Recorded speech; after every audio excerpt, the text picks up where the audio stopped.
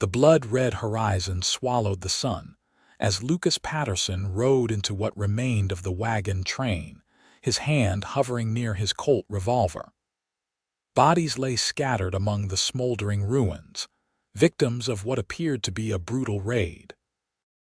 The Montana Territory of 1876 was unforgiving to those who traveled unprepared, and these settlers had paid the ultimate price.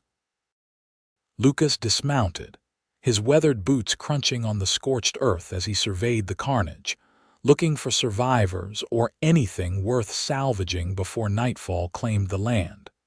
A faint movement caught his eye, a flash of fabric beneath an overturned wagon. Drawing his revolver, he approached cautiously, aware that raiders sometimes left wounded members behind to ambush Good Samaritans. Crouching low, he peered under the wooden frame and found himself staring into the face of a young woman. She was alive, but her eyes, they struck him to his core.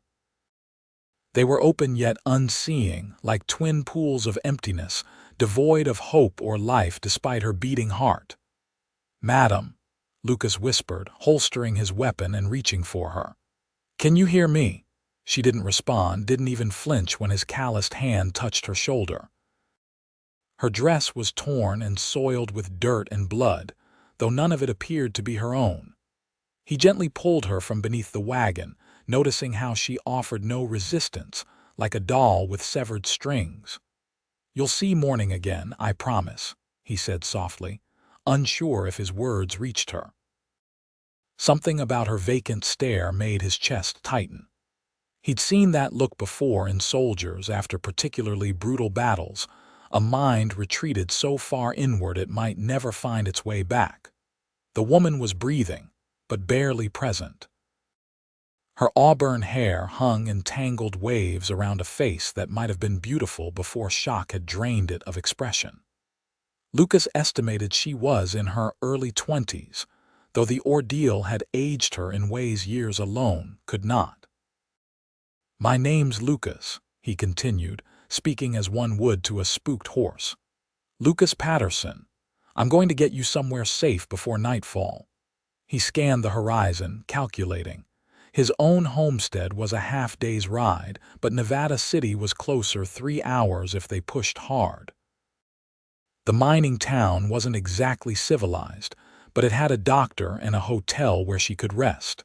When she offered no response, Lucas gently lifted her onto his horse, Duster. She was light, too light, as though grief had already begun consuming her from within. He mounted behind her, one arm securing her against his chest while the other held the reins. "Hold on now," he murmured, though she made no effort to grip the saddle horn or acknowledge his presence. As they rode away from the massacre, Lucas spotted a small leather-bound book half buried in the dirt. On impulse, he dismounted and retrieved it, tucking it into his saddlebag before continuing their journey. Perhaps it contained some clue to the woman's identity. The Montana landscape stretched before them, beautiful and merciless in equal measure. Lucas maintained a steady pace, acutely aware of the fragile cargo he carried. The woman occasionally trembled against him, but otherwise remained unnervingly still. "You're safe now," he said, more to fill the silence than anything else. "Whatever happened back there, it's behind you. I know words don't mean much right now, but you're going to make it through this." The sun had fully disappeared by the time they reached Nevada City, a collection of wooden structures illuminated by lamplight.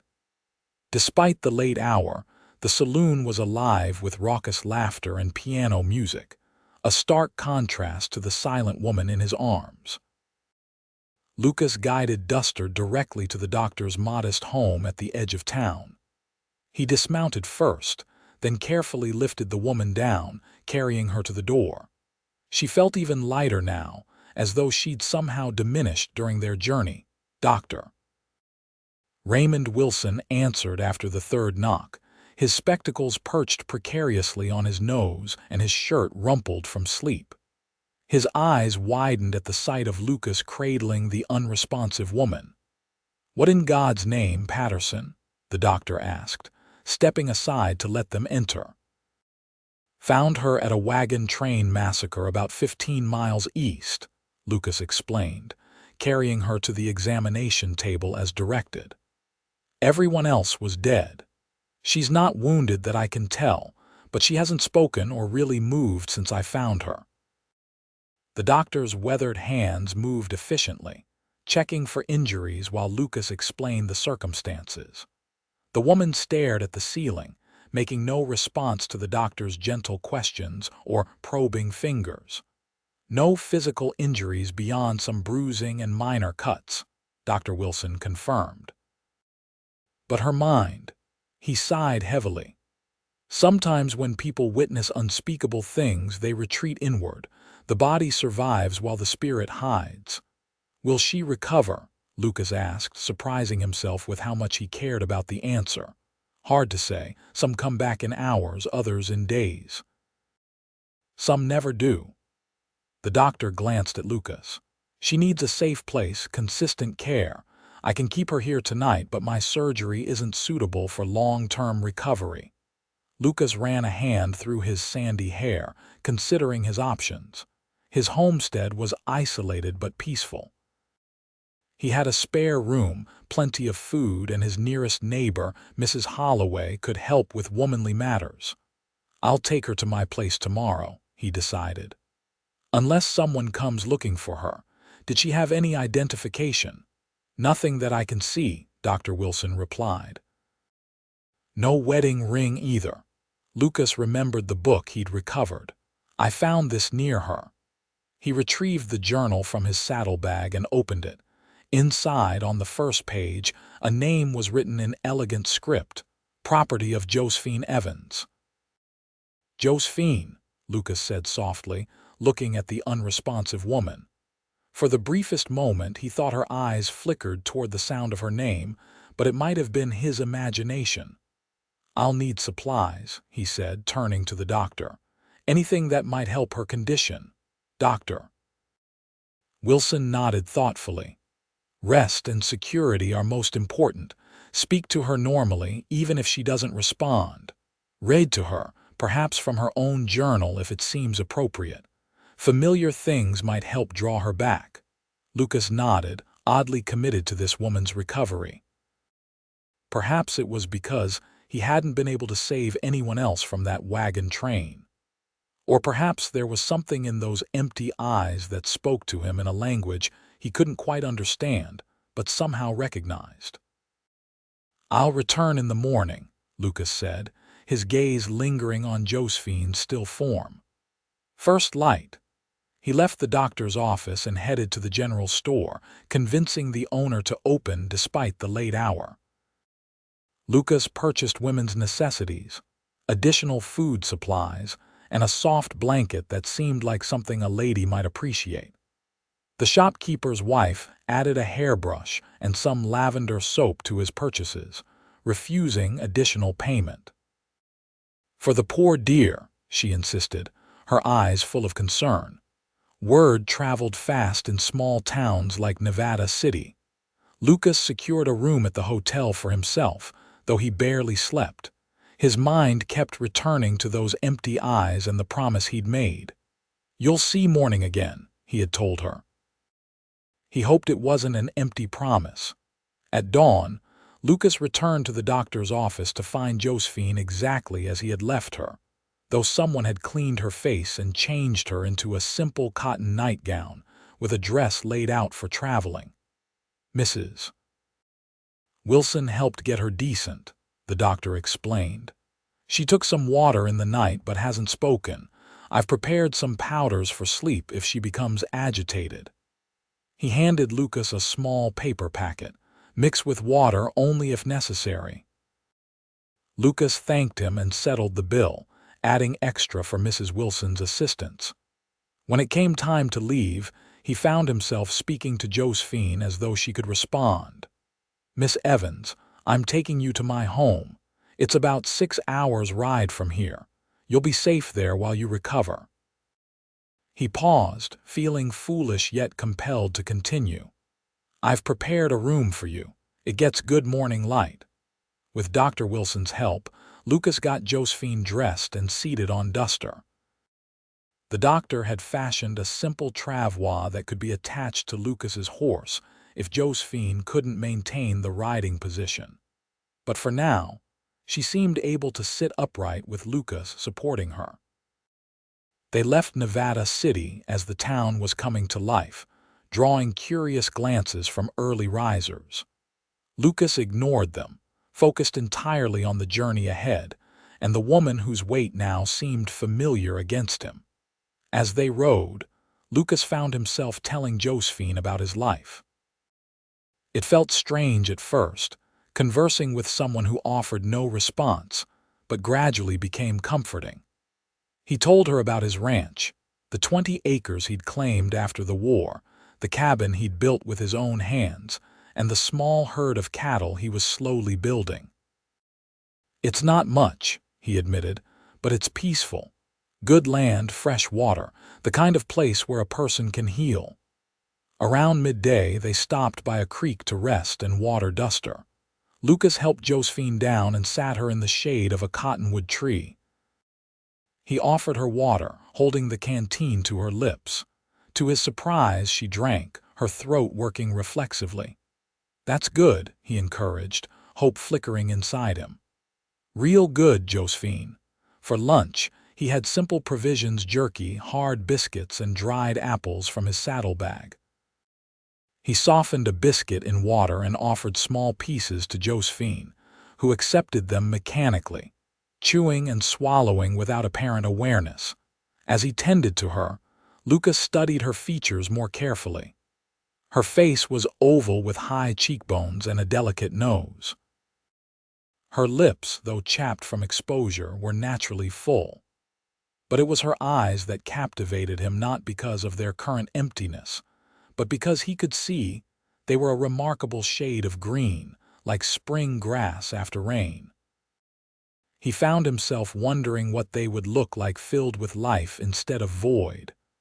"We should reach my place before sundown," he told her as he helped her back onto Duster. "Mrs. Holloway, my neighbor, she's expecting us. She's a good woman, lost her husband 2 winters back. She'll help with things I can't properly attend to." The afternoon passed with Lucas continuing his one-sided conversation.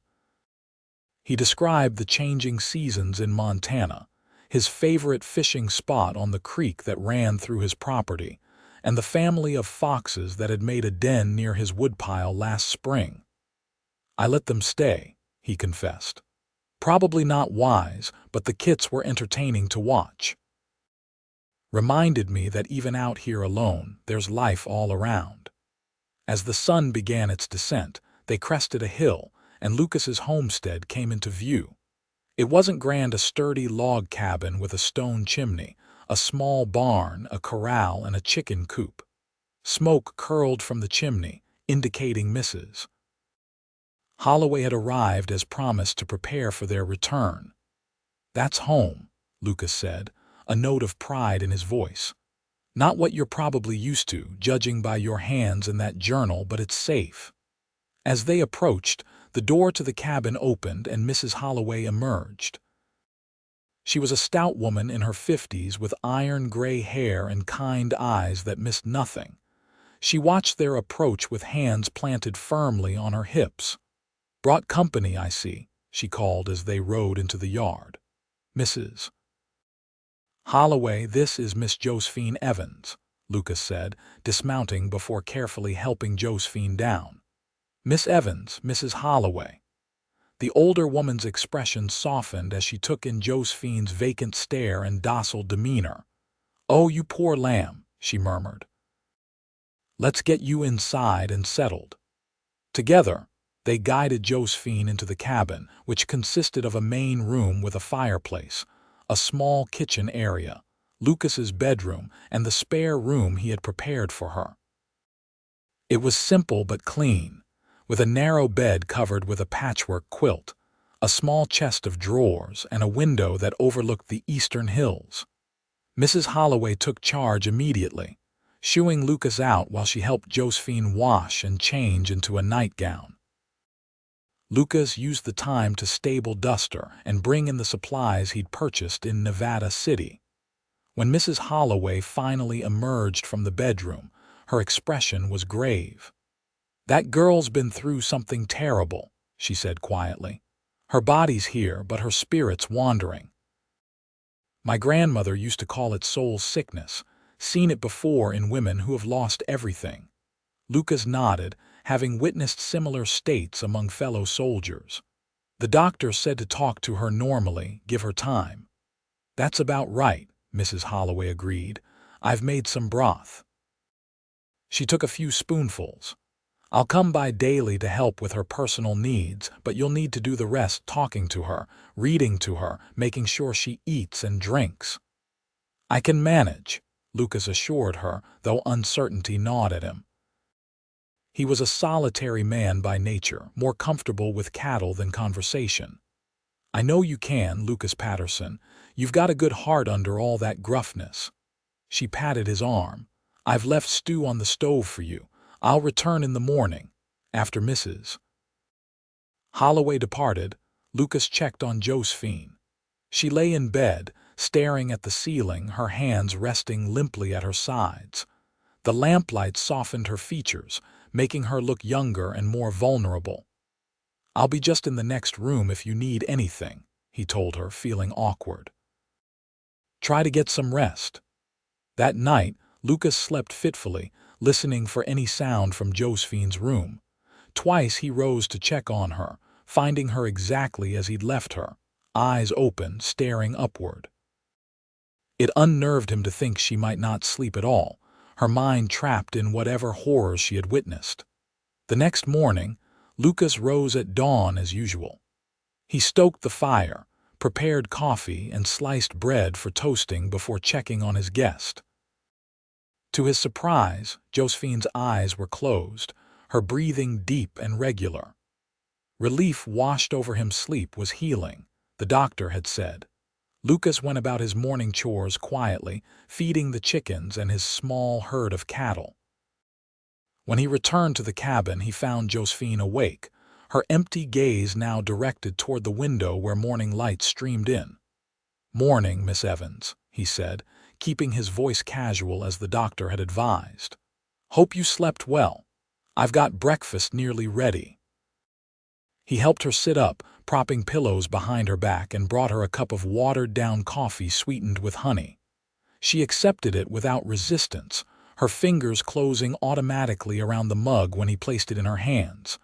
"That's good," he encouraged. "Real good." Mrs. Holloway arrived mid-morning as promised, bringing fresh bread and preserves. She helped Josephine bathe and change into one of the simple dresses Lucas had purchased. When they emerged, Josephine looked more like a living woman than the ghost he'd rescued, though her eyes remained vacant. "She's responding to simple instructions," Mrs. Holloway reported. "That's progress. Keep talking to her, especially about everyday things. Routine will help ground her." And so began a strange period in Lucas's solitary life. Each day followed a similar pattern: morning chores, breakfast with Josephine, then settling her in a chair on the porch where she could feel the sun while he worked nearby in the garden or corral. Mrs. Holloway would come for a few hours, then Lucas would prepare a simple dinner, read aloud from Josephine's journal, careful to skip entries that seemed too personal, and finally help her to bed. The journal revealed fragments of Josephine's life before the tragedy. She was 23, educated in Boston, and had been traveling west with her brother's family to join her father, who had established a successful mercantile business in San Francisco. Her writing was thoughtful and observant, often focusing on the landscapes they traveled through and the interesting characters they met along the way. The final entry had been written the morning of the attack. "We expect to reach Helena within 3 days if the weather holds. Charles is anxious to arrive before the first snow, though I find myself in no hurry." There is something about this vast country that speaks to my soul in ways Boston never did. Perhaps Father will understand if I express a desire to remain in Montana territory rather than continuing to San Francisco. There is a freedom here I never knew existed. Lucas read this passage often, sensing the irony in her words. The freedom she had discovered had been violently stripped away, along with whatever future she had imagined for herself. As days turned into weeks, subtle changes appeared in Josephine. She began to feed herself, though mechanically. She would follow Lucas with her eyes when he moved about the cabin. Once, when a plate slipped from his hands and shattered on the floor, she flinched, her first reactive movement since he'd found her. "Sorry about that," he'd said, oddly encouraged by her response. "Never was much good with dishes." The spring days lengthened, and Lucas established a new routine that included walks with Josephine, supporting her as they made slow circuits around the homestead. At first, she moved like a sleepwalker, but gradually her steps became more purposeful. One evening, nearly a month after bringing her home, Lucas was reading aloud from her journal when a sound stopped him mid-sentence. It was so soft he almost missed it, a small sigh, barely audible but definitely from Josephine. He looked up to find her watching him, and though her eyes were still distant, they seemed focused on his face in a way they hadn't before. "Josephine," he ventured, setting the journal aside. "Can you hear me?" She didn't respond verbally, but her eyes remained on his face for several long moments before drifting away again. It wasn't much, but it was something, a crack in the wall her mind had built around itself. That night, Lucas wrote in his own journal for the first time in years, "She's still in there. I saw her today just for a moment, but she's fighting her way back. I don't know why it matters so much to me that she recovers. Perhaps because I made her a promise that first day that she would see morning again. I intend to keep that promise, however long it takes." The next significant breakthrough came during a spring thunderstorm. The rain had been pounding for hours, and lightning cracked across the sky with alarming frequency. Lucas had just checked the barn when a particularly vicious bolt struck nearby, illuminating the entire yard with blinding light followed by a deafening crack of thunder. When he entered the cabin, he found Josephine huddled in the corner of the main room, her arms wrapped around her knees, rocking back and forth. Her face was contorted in an expression of pure terror, the first real emotion she had shown. Lucas approached slowly, kneeling before her but careful not to touch her. "Josephine, it's just a storm. You're safe here with me." Her eyes, though wild with fear, found his face. Her lips moved, forming words he couldn't hear. "What is that?" he asked gently, leaning closer. "They came with the thunder," she whispered, her voice rusty from disuse. Like the storm itself. Lucas's heart pounded. She was speaking, actually speaking. "Who came, Josephine?" "Men on horses. So many guns." Her words came in broken fragments. "Charles tried to fight. They shot him first. Then Mary." The children were screaming. Lucas remained very still, afraid any movement might break the fragile connection. "You're remembering the attack on your wagon train." She nodded, tears filling her eyes for the first time. "They took everything. Everything." Her voice cracked on the final word. "But they didn't take you," Lucas said firmly. "You survived, Josephine." A sob tore from her throat, followed by another and another until she was weeping uncontrollably. Lucas hesitated, then gently gathered her into his arms. She didn't resist, instead clutching at his shirt as though it were a lifeline as years of grief poured out of her. He held her until the storm passed, both the one outside and the one within her. When her sobs finally subsided into hiccups and then into exhausted silence, he realized she had fallen asleep in his arms, real sleep, with her features relaxed and vulnerable. With infinite care, Lucas carried her to her bed, tucking the quilt around her. He sat beside her for a long time, watching the steady rise and fall of her chest, marveling at the human capacity for endurance. She had survived not only the physical attack, but the mental void that followed, and now she was beginning the long journey back. Morning found Josephine changed. The vacant stare was gone, replaced by eyes that were present but haunted. She sat up when Lucas entered with a breakfast tray, watching him with a wariness that hadn't been there before. "Good morning," he said, setting the tray beside her. "How are you feeling?" "I don't know," she answered honestly, her voice still rough. "Everything is confusing." "That's understandable. You've been through a terrible ordeal." She looked around the room as though seeing it for the first time. "How long have I been here?" "About a month," Lucas replied. "I found you after the attack on your wagon train and brought you here to recover." Josephine's brow furrowed as she processed this information. "I remember pieces, you raiding to me, an older woman helping me bathe." Her cheeks colored slightly. "I'm sorry to have been such a burden." "You haven't been a burden, Miss Evans," Lucas assured her. "I'm just glad you're finding your way back." She studied his face with new intensity. "Why did you help me? You could have left me for the authorities to find." Lucas considered her question. "I suppose because no one should be left alone in a state like that, and once I started, I couldn't very well stop." A ghost of a smile touched her lips. "Well, thank you, Mr. Patterson, for not stopping." The following days were difficult as Josephine's awareness returned fully, bringing with it all the grief and trauma she had suppressed. She had periods of deep despair when the memories overwhelmed her, followed by stretches of fragile calm. Lucas gave her space when she needed it, but remained nearby, a steady presence in her unstable world. Mrs. Holloway proved invaluable during this transition, offering both practical assistance and maternal comfort. She encouraged Josephine to speak about her family, insisting that remembering the good would eventually help heal the wound of their loss. Gradually, Josephine began to participate more in daily life at the homestead.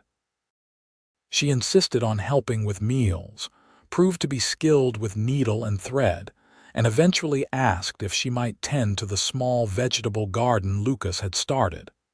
"I find working with growing things healing," she explained when he questioned if she was up to the task. "In Boston, I had a small conservatory where I grew flowers. This is different, of course, but I think I would benefit from the responsibility." Lucas couldn't refuse her, especially when he saw the determination in her eyes. That garden became her refuge, a place where she could work quietly with her hands in the soil, nurturing new life while coming to terms with all she had lost. As spring yielded to early summer, Josephine's physical strength returned, though she remained more slender than she had likely been before the tragedy. Her emotional recovery was less linear. Some days were marked by quiet contentment, others by sudden tears triggered by unpredictable memories. Through it all, Lucas maintained his promise to help her see morning again, not just literally but figuratively, to find hope in each new day. Their relationship evolved from caretaker and patient to something more complex. They developed routines together, shared meals and conversation, and occasionally rode out to check on the cattle or visit nearby streams. Lucas found himself increasingly aware of Josephine as a woman rather than just a person in his care. He noticed the way sunlight caught the auburn highlights in her hair, how her face transformed when she offered one of her rare smiles, the graceful movement of her hands as she worked in the garden for her part. Josephine seemed to draw strength from Lucas's steady presence. She asked questions about his life before Montana, listening intently to stories of his childhood in Pennsylvania and his difficult experiences during the war. She never pressed when he grew quiet about certain memories, respecting the boundaries of his past, just as he respected hers. One evening in late June, they sat on the porch watching fireflies emerge as twilight settled over the land. The air was sweet with the scent of wild roses that grew along the property's edge, and somewhere in the distance, coyotes called to one another. "I received a letter from my father today," Josephine said quietly. She had finally written to her surviving parent 2 weeks prior, a task that had required immense courage. Lucas turned to look at her, trying to gauge her emotions. "What did he say?" "He's coming to Montana," she replied, her fingers nervously pleating the fabric of her skirt. "He wants to take me back to San Francisco with him." The words struck Lucas like a physical blow, though he'd always known this moment might come. Of course, her father would want her with him after losing so much of their family. And of course, Josephine belonged in civilization, not on a remote homestead with a bachelor rancher. "When?" he managed to ask, his voice remarkably steady considering the turmoil inside him. "He says he'll arrive in Helena by mid-July." She looked down at her hands. "He's already arranged passage to California." Lucas nodded, unable to speak further. The thought of the cabin without Josephine was suddenly unbearable. He had grown accustomed to her presence, the way she hummed softly while working, how she arranged wildflowers in simple jars throughout the house, her thoughtful questions about books they had discussed. "Lucas," she said after a long silence, "I'm not certain I want to go." He looked up sharply. "What do you mean, I mean?" She struggled for words. "My father is my only remaining family. I love him dearly. But San Francisco isn't where I belong anymore, not after everything that's happened." "Where do you belong, Josephine?" Lucas asked, scarcely breathing as he awaited her answer. She looked across the land that stretched before them, golden in the fading light. "I wrote in my journal the day before the attack that there was something about this territory that spoke to my soul. That hasn't changed." Her eyes met his. "And there are connections here that I'm not ready to sever." The weight of her words hung between them. Lucas had never been a man who expressed emotions easily, but in that moment, he found himself reaching for her hand, enfolding it in his own. "I don't want you to leave," he admitted, the words feeling like both a confession and a relief. "These past months, watching you find your way back to life, it's changed something in me too." Color rose in Josephine's cheeks. "I don't think I would have found my way back without you, Lucas. You kept your promise. You helped me see morning again." Their fingers remained intertwined as darkness settled fully around them. Neither spoke further, but something had shifted, an acknowledgement of feelings that had been growing beneath the surface of their daily interactions. When Josephine finally rose to retire for the night, she paused beside Lucas's chair. With gentle hesitation, she bent and pressed a soft kiss to his weathered cheek. "Thank you," she whispered, "for everything," before disappearing into the cabin. Lucas remained on the porch long after, watching stars appear in the vast Montana sky, his heart fuller than it had been in years. The weeks leading up to her father's arrival brought a new dimension to their relationship. There were more touches, hands brushing while passing dishes, shoulders leaning together as they read the same book, fingers entwined during evening walks. Neither pushed for more, both aware of Josephine's still healing spirit and the uncertainty of the future. Lucas rode into Nevada City twice during this period, once for supplies and once to send a telegram to Helena confirming the arrival date of Josephine's father. On the second trip, he visited the town's only jeweler, a grizzled former prospector who crafted simple pieces from Montana sapphires and gold. "Nothing fancy," Lucas instructed, uncomfortable in the small shop. "Something that would suit a lady who appreciates natural beauty." The jeweler studied him knowingly. "Got someone special, Patterson. Never thought I'd see the day." Lucas ignored the comment, focusing instead on selecting a pendant, a small Montana sapphire in a simple gold setting that reminded him of Josephine's eyes when they reflected the summer sky. He kept the gift hidden, uncertain whether he would ever present it, aware that her father's arrival might change everything. July brought scorching heat that turned the grass golden and made the air shimmer above the distant mountains. Josephine's father was due in Helena on the 15th, and Lucas had agreed to take her to meet him, a 2-day journey from the homestead. The evening before their departure, Josephine asked Lucas to join her in the garden. She had transformed the simple vegetable plot into something more elaborate, adding flowers and herbs among the practical plantings. A small bench sat at one end, positioned to catch the sunset light. "I wanted to show you something," she said, leading him to a section near the fence. There, flourishing among the vegetables, were dozens of sunflower seedlings. "I planted these for you." Lucas looked at her questioningly. "You told me once that sunflowers were your mother's favorite," she explained. "That she grew them in Pennsylvania when you were a boy. I thought you might like to have them here." The gesture touched him deeply. Few people had ever listened so carefully to his casual reminiscences or gone to such effort to please him. "They're perfect," he said, his voice rough with emotion. "Thank you, Josephine." She smiled, tucking a strand of hair behind her ear. "I wanted to leave something growing here, regardless of what happens tomorrow." The admission hung between them, acknowledgement of the crossroads they were approaching. "About tomorrow," Lucas began, finally finding courage for words he'd been rehearsing for days.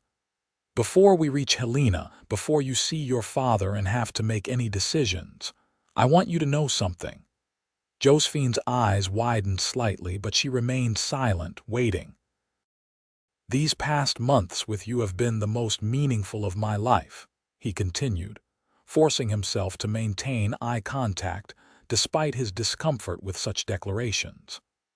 "I know you came here through terrible circumstances, and I would never wish that pain on anyone. But having you here watching you heal, getting to know you, it's made me realize how empty this place was before." "Lucas," she started, but he held up a hand. "Please, let me finish. I'm not good with words, and if I stop, I might not find them again." He took a deep breath. "I don't want you to feel obligated to stay because of what I'm about to say. Your future is yours to choose. But I want you to know that if you wanted to make a life here in Montana territory, there would be a place for you, with me, if you wanted that." Tears welled in Josephine's eyes, but they weren't the tears of grief he had witnessed so often. "Are you asking me to stay, Lucas?" "As what?" The direct question demanded an equally direct answer. "As my wife, if you'd have me.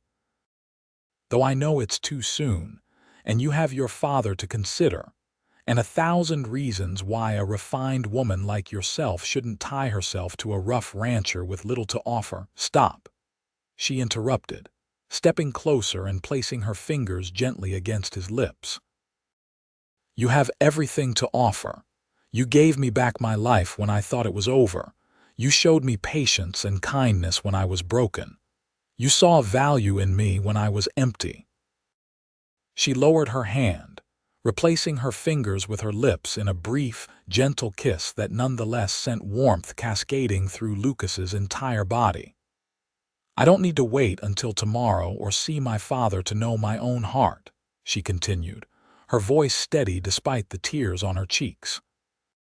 "If you're asking me to be your wife, Lucas Patterson, my answer is yes." Relief and joy surged through him so powerfully that he found himself lifting her off her feet in an uncharacteristic display of emotion, spinning her once before setting her back on the ground, suddenly self-conscious. "I'm sorry," he said, releasing her. "I didn't mean to be forward."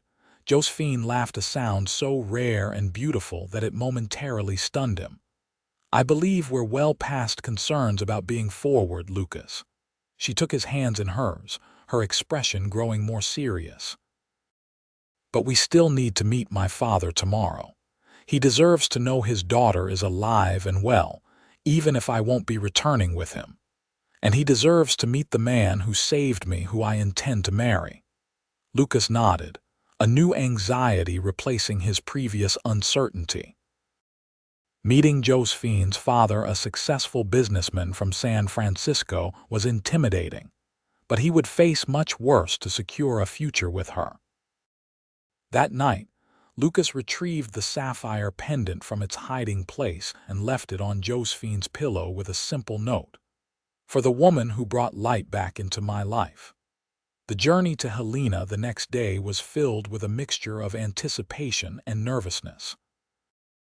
They traveled by wagon rather than horseback, allowing for greater comfort and the transport of Josephine's few possessions. The summer heat was intense, but neither minded, too absorbed in conversation about the future they now planned to share. "Father may need convincing," Josephine admitted as they made camp for the night. "He had expectations for my life in San Francisco, possibly including an advantageous marriage to one of his business associates. And if he disapproves?" Lucas asked, setting up their bedrolls on opposite sides of the campfire, maintaining propriety despite their engagement. Josephine touched the sapphire pendant at her throat. She hadn't removed it since finding it. "I'm 23 years old, Lucas. I've survived the worst experience imaginable. I love my father dearly, but I won't let him decide my future." Her determination was another sign of how far she had come from the empty-eyed woman he had rescued.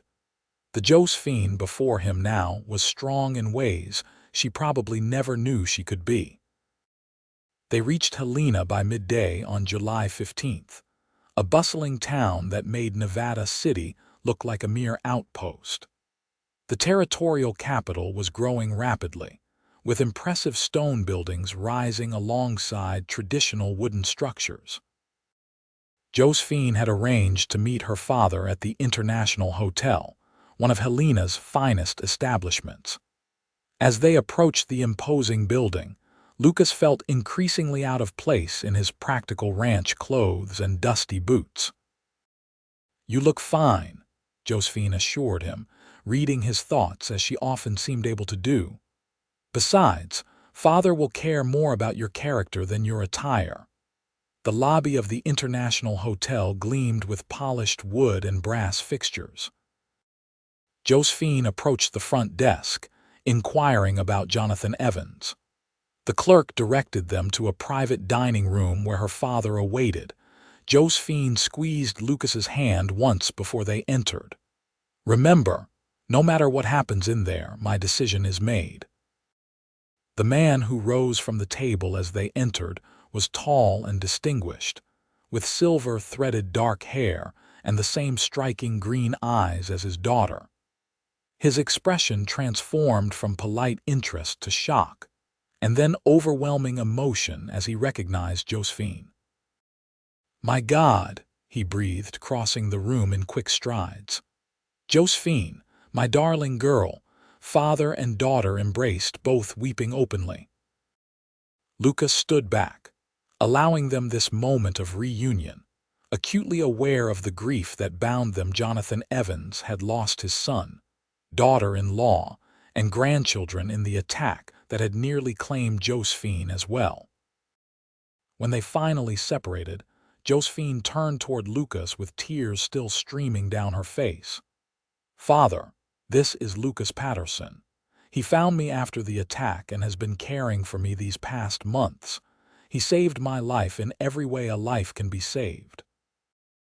Josephine Evans extended his hand, his gaze assessing. "Mr. Patterson, I cannot begin to express my gratitude." Lucas accepted the handshake, finding the older man's grip firm. "No gratitude necessary, sir.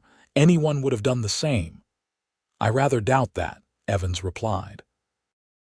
"Please, both of you sit. We have much to discuss." Over the elaborate lunch that followed, Josephine recounted her ordeal, the attack she barely remembered, the weeks of emptiness, and her gradual return to herself under Lucas's patient care. Throughout her narrative, Lucas noticed her father watching him, measuring him with the shrewd eyes of a businessman. When Josephine reached the part about Lucas's proposal and her acceptance, Jonathan Evans's expression remained carefully neutral. "I see," he said when she finished. "And this decision was made just yesterday, you say?" "The timing of the formal proposal was recent," Josephine acknowledged, "but my feelings have been developing for months." "Josephine, you've been through a traumatic experience," her father said gently. "It's natural to form an attachment to the person who rescued you, but marriage is a serious commitment, not a decision to be made while still recovering from such an ordeal." Lucas had expected this response, but it still stung. Before he could speak, however, Josephine leaned forward, her posture resolute. "Father, I understand your concern. Truly I do. But please don't dismiss my feelings as mere gratitude or confusion. I know my own mind." She reached for Lucas's hand across the table.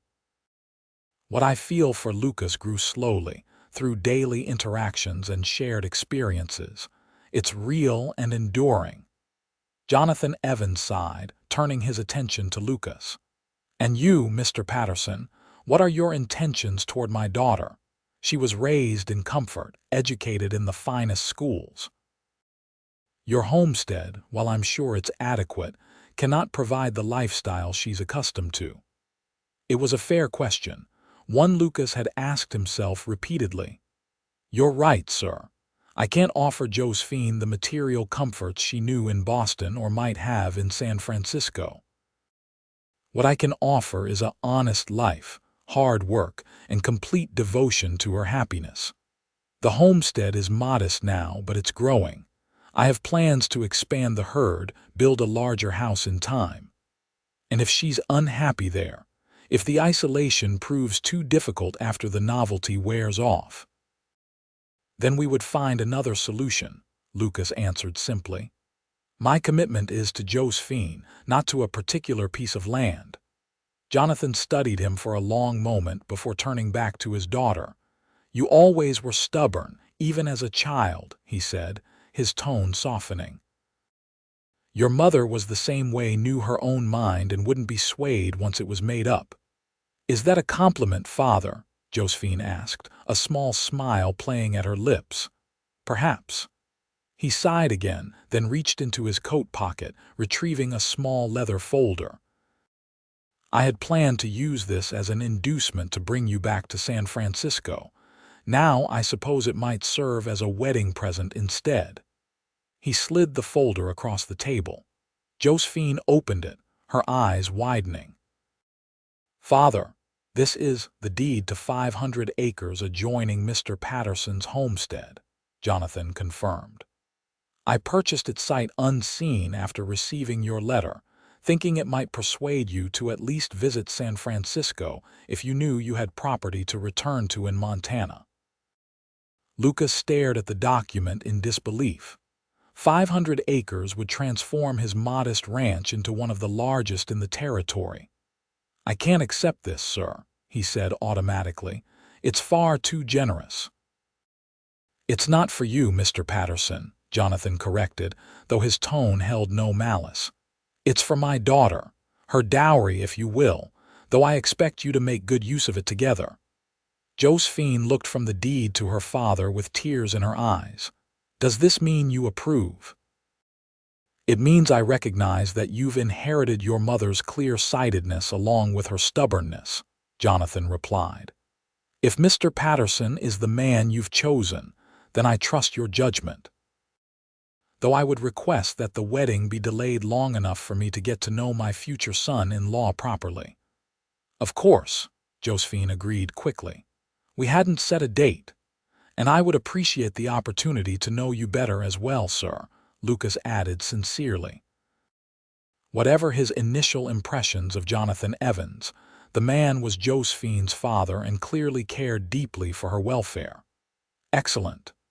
Jonathan's demeanor lightened considerably. "I've taken a room here for 2 weeks. I suggest you both stay in Helena as well.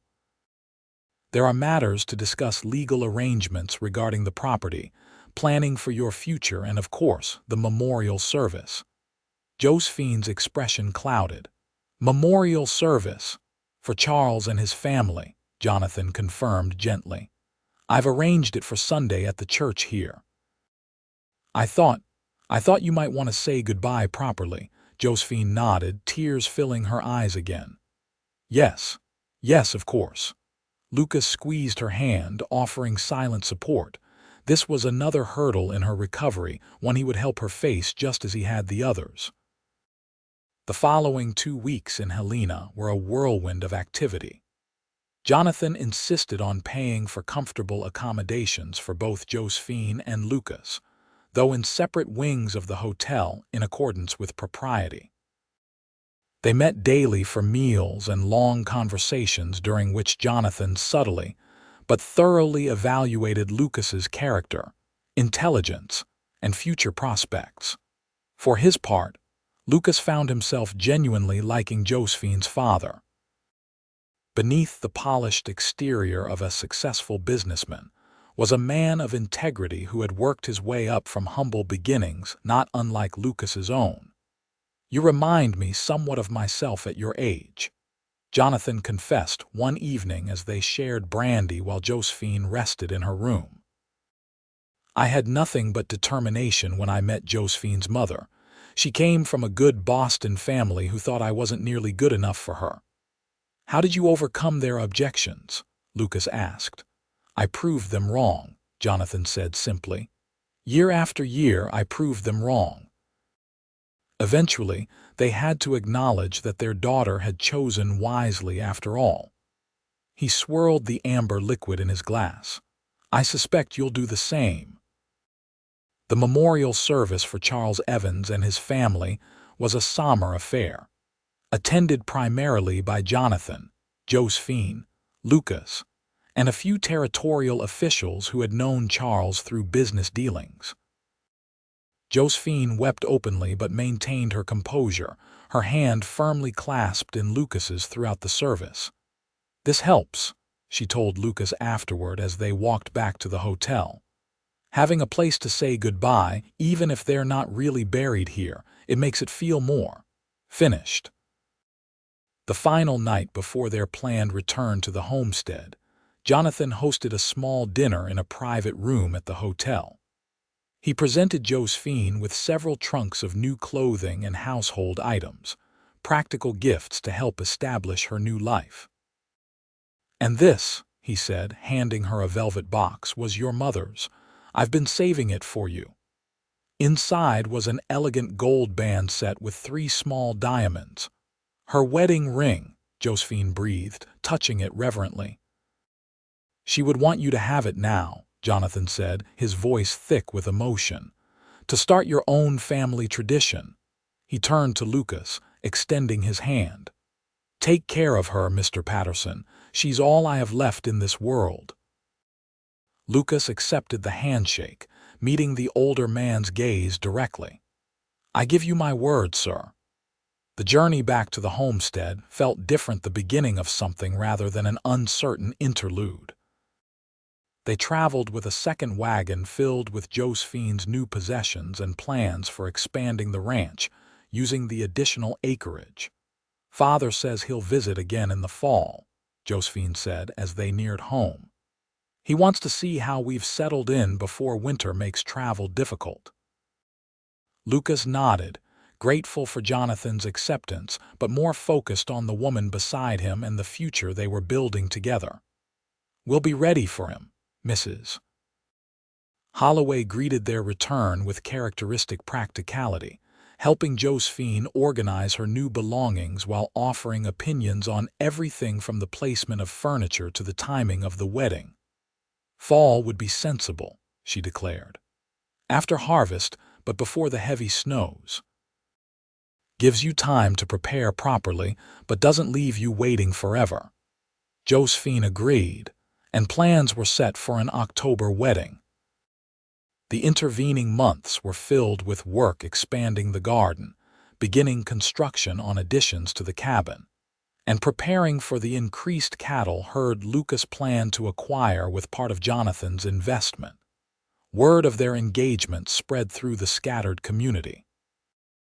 Neighbors who had rarely visited began appearing with gifts and barely disguised curiosity about the woman who had captured the attention of the solitary rancher. Josephine received them all with gracious warmth, quickly establishing herself as a valued member of the rural society. As summer waned into early fall, Josephine continued to heal, though there were still nights when Lucas heard her cry out in her sleep, haunted by memories of the attack. On those occasions, he would sit outside her door, speaking quietly through the wood, reminding her that she was safe until her breathing steadied and sleep reclaimed her. Their wedding day dawned clear and cool, with aspen leaves turning gold against the deep blue October sky. The ceremony was held at the homestead, with a circuit-riding minister officiating. Neighbors from miles around attended, along with Josephine Evans, who had arrived a week earlier bearing more gifts, and a letter informing them that he had purchased property in Helena to use during his regular visits to Montana Territory. Josephine wore a simple gown of ivory silk that Jonathan had brought from San Francisco. Her hair was adorned with wildflowers gathered that morning, and around her neck lay the sapphire pendant Lucas had given her, now a symbol of their journey together. As they exchanged vows beneath an arbor constructed for the occasion, Lucas marveled at the transformation in both their lives. The empty-eyed woman he had rescued had become this radiant bride, full of life and love. And he, the solitary rancher who had expected to live out his days alone, now found himself surrounded by family and community. "I promise to help you see every morning with hope and every evening with peace," he vowed, adding his own words to the traditional ceremony. "And I promise to fill our days with purpose and our home with joy," Josephine responded, her eyes shining with tears of happiness rather than sorrow. When the minister pronounced them husband and wife, the gathered crowd erupted in cheers and applause. The celebration that followed lasted well into the night, with music, dancing, and enough food to feed the entire county, thanks to the combined efforts of Mrs. Holloway and the neighboring women. Late in the evening, Lucas found a moment alone with his new father-in-law. "I want to thank you again," he said, "not just for your blessing, but for raising the remarkable woman who's now my wife." Jonathan clapped him on the shoulder. "Just make her happy, son. That's all the thanks I need." After the guests departed, and Jonathan retired to the room that had been prepared for him in the newly expanded cabin, Lucas and Josephine found themselves finally alone as husband and wife. "Are you happy?" he asked softly as they stood on the porch under a canopy of stars, his arms encircling her from behind. Josephine leaned back against his chest, completely at ease in his embrace. "Happier than I ever thought possible again," she replied. "You kept your promise, Lucas. I not only see the morning, I look forward to everyone we'll share." Lucas turned her gently to face him, still amazed that this extraordinary woman had chosen to share her life with him. "I love you, Josephine Patterson," he said, the words coming easily now after months of practice. "And I love you," she replied, rising on tiptoes to kiss him. "My rescuer, my friend, my husband." They stood together on the threshold of their home and their future, two souls who had found each other through darkness and emerged into light, ready to face whatever lay ahead together. 5 years later, Lucas stood on the porch of their expanded home, watching Josephine in the garden with their 3-year-old son, James, and infant daughter, Margaret.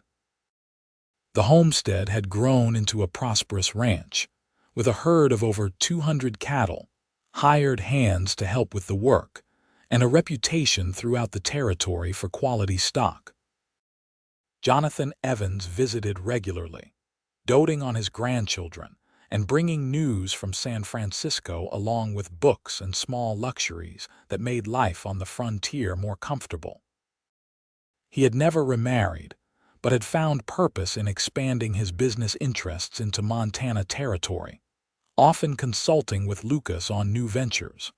The garden Josephine had started during her recovery had expanded into a lush oasis, filled with vegetables, herbs, and flowers.